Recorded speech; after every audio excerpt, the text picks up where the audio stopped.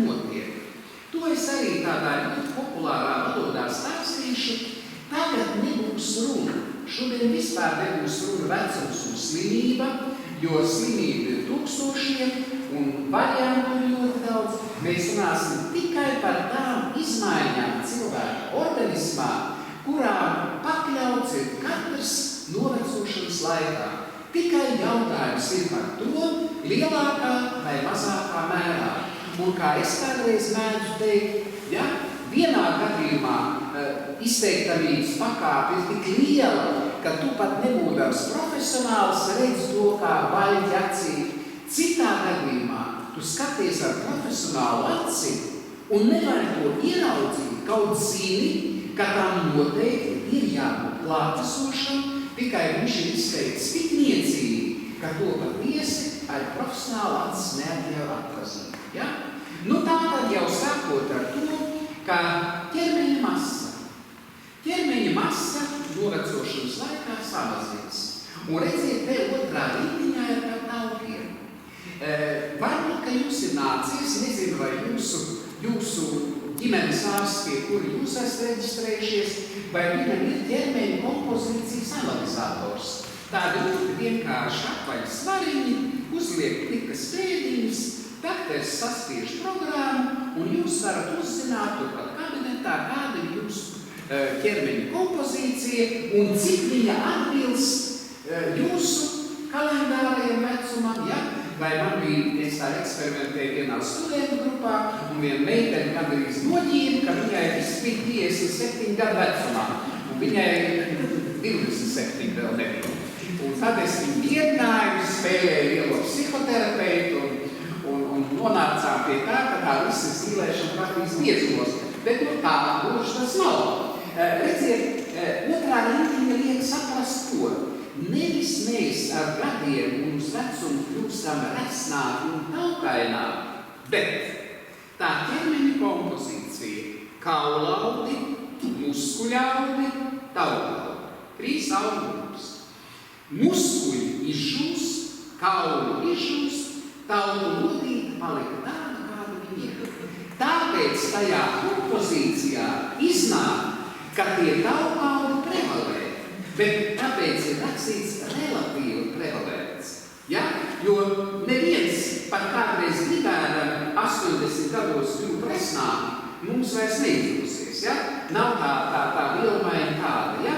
Bet ar to mēs gribam pateikt to, ka novecošanas gaitā tātad ķermeņa kompozīcija mainās. Arī hemoglobīns un eritrocīti. Protams, nelīdz tādiem skaitļiem, lai būtu anēmija, tā tad ir patoloģija, tā ir slimība, jāmeklē iemesls, jāārstējas un tā tālāk. Bet, ja mēs kaut vai ģimenes ārsts savā praksē novērot šo kungu vai kundzi pirms 10 gadiem, pirms 5 un šodien, viņš redz, ka tas hemoglobīns ir normas skaitļos un eritrocīti, bet tas ir mazliet zemāks, kā bija pirms 5 un zemāks, kā bija pirms 10 gadiem. Bet kas ir satraucoši? Lūk, satraucoši ir teikuma otrā daļa. Tātad trombi, embolijas, infarkti, insulti ir likumsakarīgi novecošanās pavadījumi. Tā vairs nav nejaušība, tas ir milzīgs risks. Un redziet, te atkal mēs atduramies pret ūdeni. Ja cilvēks dzīvo sauss, asinis ir biezas, viņam, protams, uz infarktu un insultu risks ir daudz lielāks. Tā kā šķidrumu patēriņu jebkurā vecumā, ja? Un ja individuāli vajadzēs ierobežot slimības dēļ, to ģimenes ārsts pateiks, bet ir 1001 slimība, pie kuras ir ar dūstu uz kājām, un šķidrumu ierobežot nedrīkst. Ja?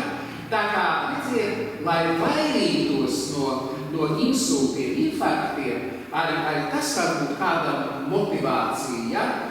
Organisms jūt. Nu, ko mans organisms jūt? Ja? Man rādās, ka tev rādās. Nu, organisms kļūdās, viņam šķiet, ka nevajag vairāk. Ja cilvēks ir ūdens manta, tad viņam vajag kā. Āda. Mūs apvalks, ja?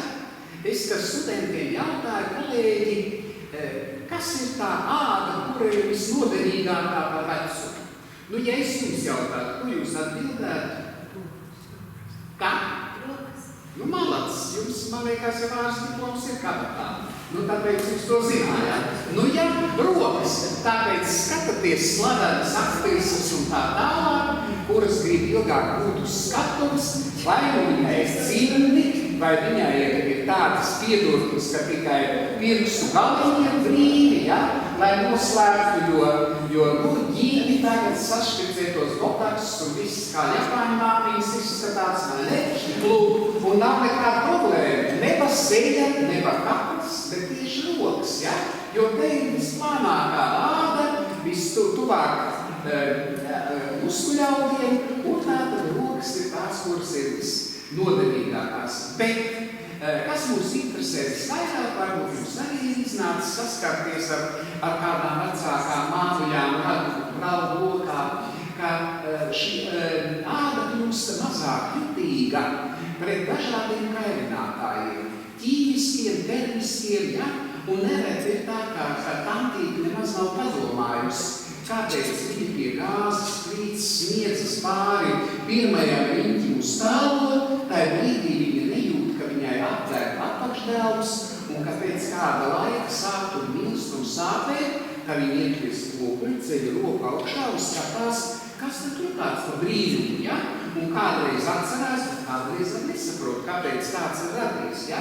Tā kā taisiņā jebkura āda, ne tikai roku, ja, bet tā ir kāju, ja iet runa par apaviem, un kādreiz senioriem ir problēmas ar apaviem, kā gan pēru deformācija dēļ apavi nav atbilstīgi, un tu varbūt to tā cilvēks nemaz nejūt, un tik viegli rodas dažādi uzversumi, un iekaisumi, un atvers grūtas, un parādās dažādas problēmas.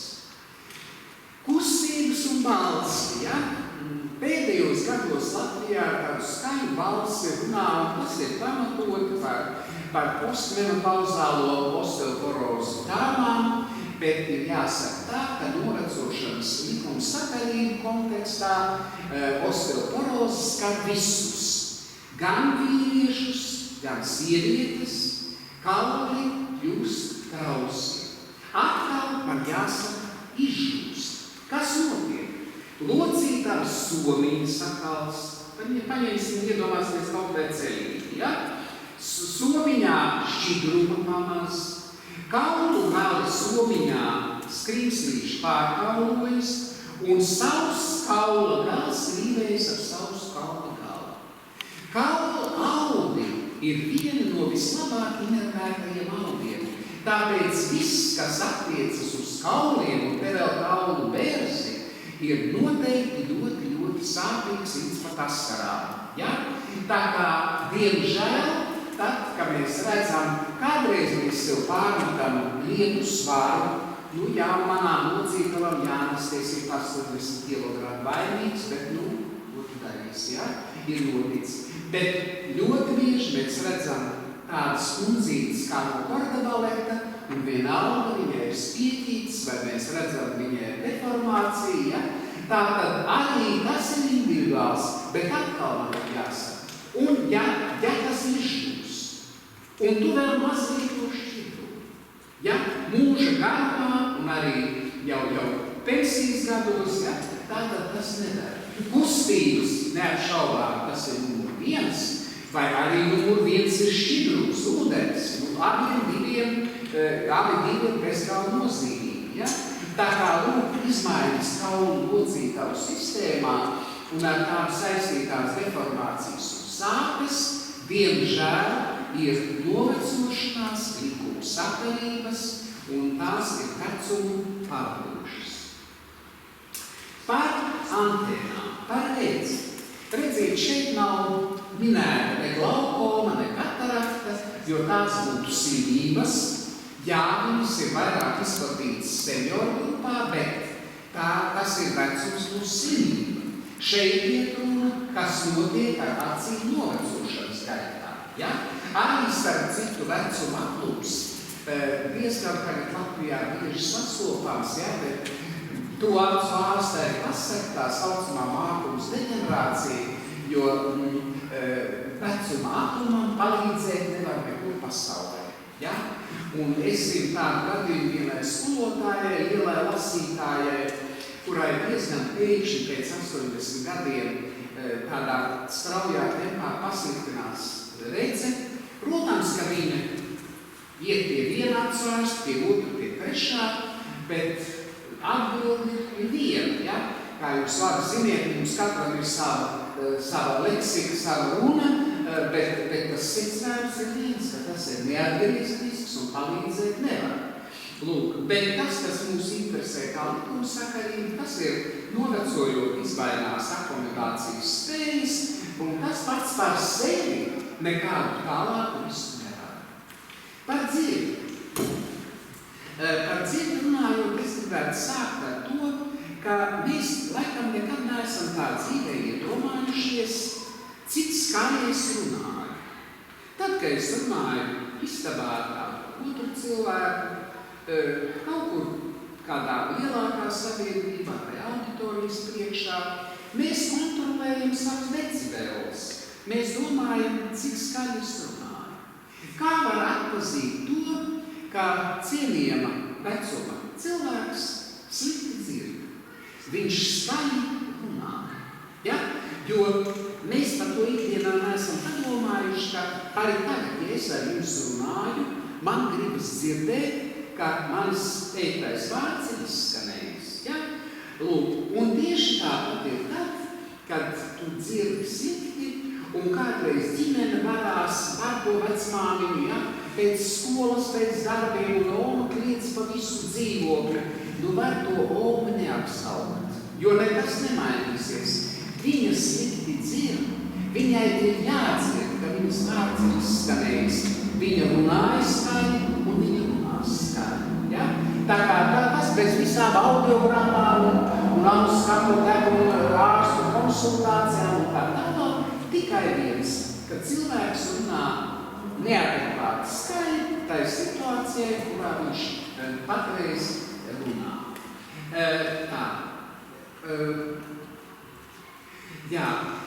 Un par garšu. Redziet, kādreiz mēs nepareizi saprotam, ka mēs skatāmies, kā kāds cienījam un kādu cilvēks pārspīlē ar cukuru tējā, vai ar sālot zupu vai kādu citu ēdienu, un mēs padomājam tā, nekā uz vecumu, tik šausmīgi gribās to saldot, vai tik šausmīgi gribās to sāli lietot un tā tālāk. Mēs nepadomājam par vienu. Garšas kārpības ir atmirušas, un tagad, ja Ome pieber tējā 5 karotītu cukura, pieberot 5 kārt, viņa sajūt vienkārt. Ja? Jo viņa zina, viņai garšo mēreni saldināt vai pat viegli saldināt tēja, un viņa redz karotīti par mās dienas ir 3 ar 5. Ja? Tāda arī, tā nav nekāda aizraušanās. Ja? Kāpēc vecumā tik briesmīgi gribās saldu, vai kāpēc vecumā tik briesmīgi gribas sāļu? Absolūti nē, bet cilvēks ēd konkrēti ēdienu, un viņš grib sajust to garšu, kāda viņam ar šo ēdienu asociējas. Kas notiek mūsu vēriņos? Nu redziet, vēriņos atkal ir jāsāk ar izšķūšanu.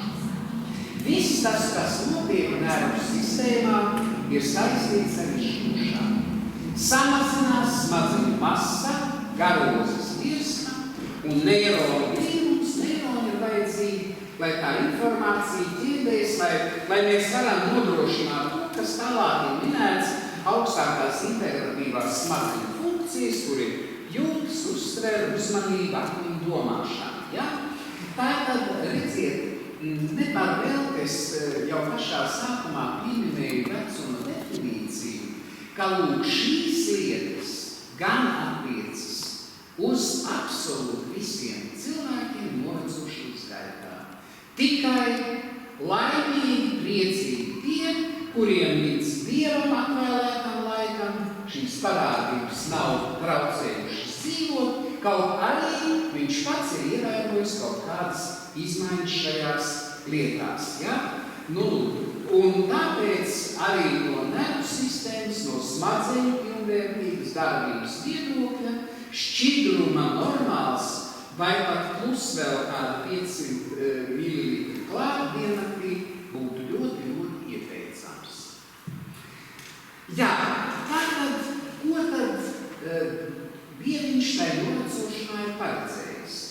Viņš ir paredzējis, ka orgāniem vajag mazāk skābekļa, jo nav tik aktīva vielu maiņu, skābekļa maiņu, ka sirsniņai būtu jāstrādā tā mērenā, neskrienot, nepumpējot tas, ko varbūt jūs arī esat dzirdējuši no ģimenes ārsta. Viņš pieliek fonendoskopu, klausās sirdi, viņš saka, mums tāds ļoti sulīgs, ļoti skaists tons, ja? Viņš nebūs varbūt tik skaists, viņš būs bišķi blāvāks, bet viss tas, kas attiecas uz novecošanas likuma sakarībām, es vēlreiz gribu akcentēt, tas ir gana pietiekams tiem dzīves uzdevumiem, kas konkrētai personai 70, 80, 90 gadu vecumā ir nepieciešams. Te nav nekādas kaitniecības, bet visu laiku pie iepriekš teiktā un tagad atceramies to trauslumu. Viss tā ir, bet situācija trausla.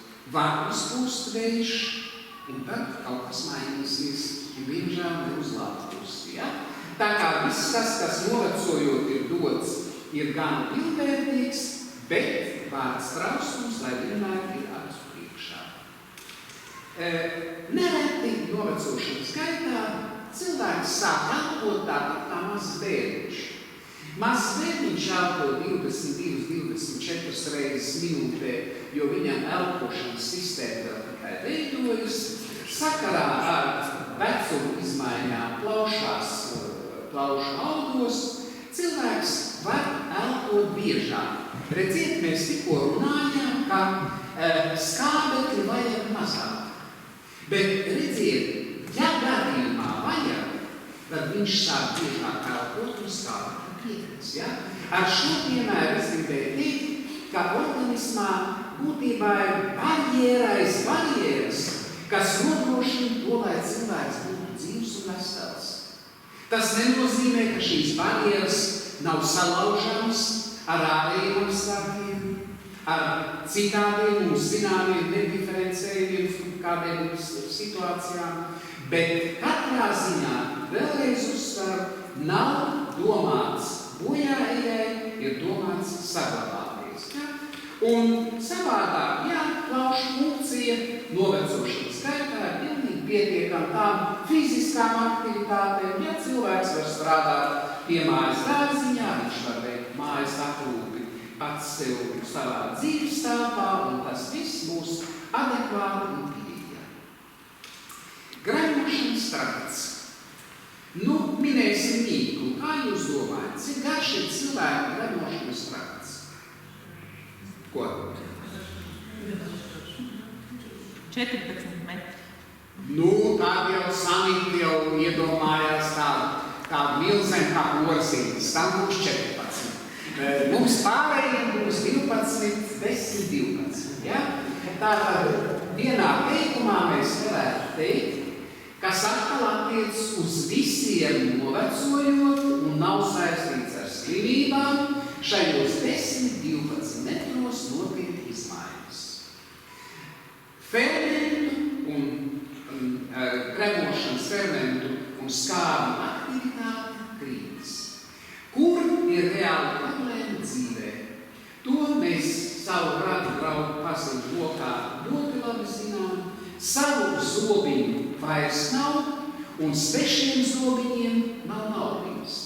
Bet redziet, jau būtībā tikai tajā mirklī, kad barība ir starp zobiem, ir signāls visiem 10, 12 metriem nāk barība, būs jāstrādā. Ja? Jo atcerēsimies to, ka visas gremošanas sulas un fermentus vislabāk rosina tieši pārtika, uzturs. Un tāpēc, vismaz no mana viedokļa, liktos, ka pareizi būtu, ka senioru gados cilvēks knāvātu kā putniņš reizi 2,5 stundās un nedalotu lielās ēdienreizes vai mazās ēdienreizes vai kādas, ja? No kaloriju, no apjomu viedokļa, jo tad katrs uzņemtā pašā porcijā varam cerēt, ka viņa izraisīs pietiekamu refleksu no sulām, no fermentiem, un viņas gremošana notiks veiksmīgi. Ja? Tāpēc arī, ka tālāk jau runātu par aizcietēm, ja mēs bišķi to skarsim vēlāk, bet te pa ceļām, pa tādām lietām, tad vienmēr ir svarīgi, kā cilvēks ēd. Ja? Vai viņš ēd reizi dienā, ja? Vai viņš ēd sausu maizīti un padzisušu teīņu, ja? Jo tie stāsti ir visādi, ja? Tā nepaēšana, vai ko mēs mediķu valodā saucam malnutrīcija, diemžēl Latvijā ir aktuāla. Es arī ikdienas praksē redzu Latvijā ļoti daudz nepaēdušu vecu cilvēku. Ne tikai tie, kuri nesaprot, ka viņš nav ēdis. Ja? Tāda daļa arī ir, bet tā ir mazākā. Bet, diemžēl, lielākā daļa ir cilvēki, ka viņiem reāli nav līdzekļu, lai varētu paēst. Par mieriem. Mierītis arī ir čaklas. Tas, ka viņas varbūt tik ļoti nekoncentrē urīnu kā 30 gados, tas tā varētu būt, bet tās izmaiņas, kas ir mierēs sakarā ar novecošanu, šī spēja ierobežot koncentrēt urīnu, tai nav nekāds risks saslimt ar mieriem novecošanas gaitā. Endokrīnā sistēma tieši tāpat, vai tas būtu vairodziedzers, aizsumdziedzers, vai kāda garozes lieta, vai epifīze, ieskaitot dzimumu hormonus, novecošanas gaitā tie reducējas. Un atkal es uzsveru, tas, kas mainās novecošanas gaitā, ir gana pietiekams. No šī viedokļa neveidojas nekāds deficīts, problēmas un tā tālāk. Problēmas rodas, ja zinām vai nezinām iemeslu dēļ, kāds iejaucās no malas, tad atkal atceramies vārdu trausums, un kāpēc tad tas aizgāja tālāk šī trausuma dēļ.